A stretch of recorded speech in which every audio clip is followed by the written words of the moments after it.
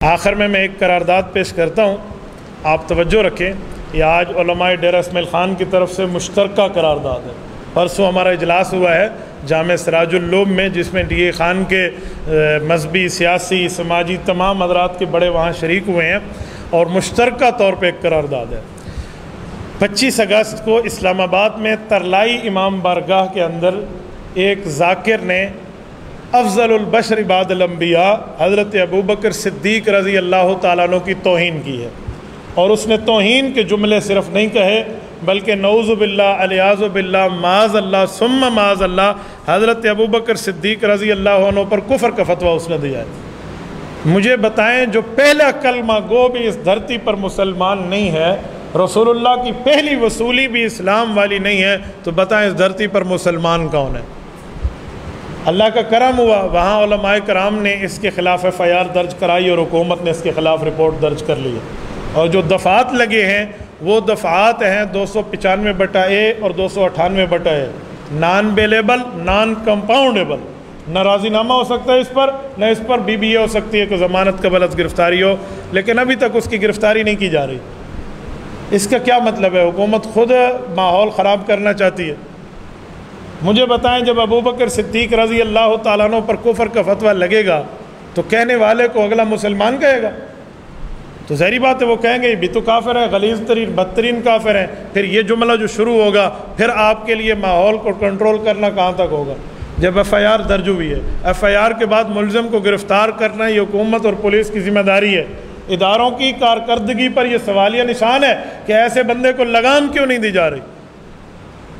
اس کے ساتھ میں ایک اور مطالبہ کرتے ہوئے یوں کہوں گا، اس کی گرفتاری بھی آپ تائید کرتے ہیں؟ ایسے بندوں کی گرفتاری کی ہونی چاہیے، سارے دوست بتائیں ہونی چاہیے۔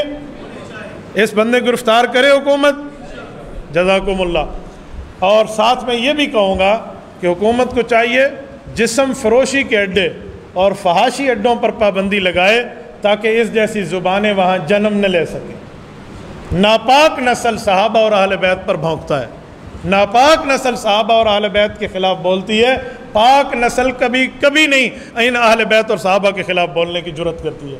تو ان ناپاکی کے اڈوں پر، فحاشی اور جسم فروشی کے اڈوں پر پابندی ہو تاکہ اس جیسی غلیظ نسل بھی پیدا نہ ہو سکے۔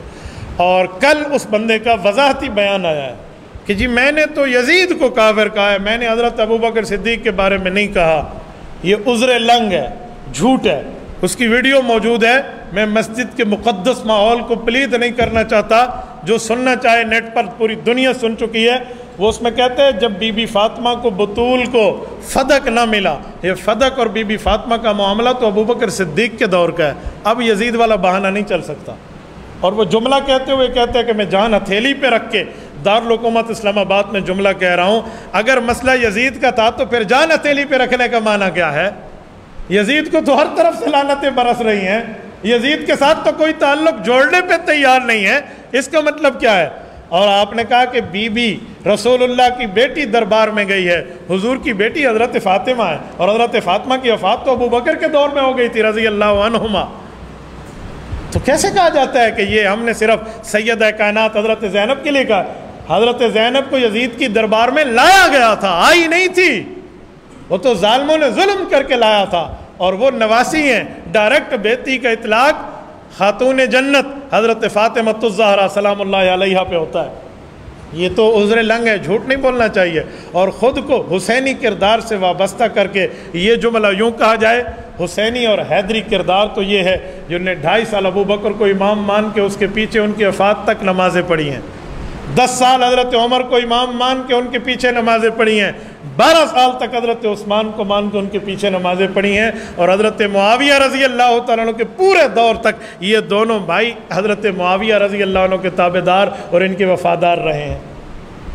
مسئلہ یزید پر خراب ہوا ہے نا، تو حضرت معاویہ تک تو احترام کا معاملہ ہے، تو حسینی کردار تو ان کے احترام بتاتا ہے، حسینی کردار تو ان کی عزت بتاتا ہے، حسینی کردار یہ نہیں ہے جو پیش کیا جا رہا ہے۔ اور اہل تشیع کے مکتبہ فکر سے جو سنجیدہ طبقہ ہے نا، انہوں نے بھی اس ذاکر کے خلاف باقاعدہ مہم چلا کر کہا ہے کہ یہ بندہ ہمارے مکتبہ فکر کو بدنام کر رہا ہے، یہ ہمارا نہیں ہے، یہ بدنام۔ میں ایسے بندوں کو خراج تحسین پیش کرتا ہوں، بہت اچھا ہے آپ ایسے ظالموں کی نشاندہی کر رہے ہیں، تو آخر میں یہ جملہ کہہ کر بات ختم کروں گا، ایسوں کی گرفتاری ہونی چاہیے، نہیں تو پھر امن کی ضمانت اس ملک میں کیسے دی جا سکتی ہے جس میں پرامن دور کا خلیفۃ المسلمین کا ایمان بھی محفوظ نہ ہو۔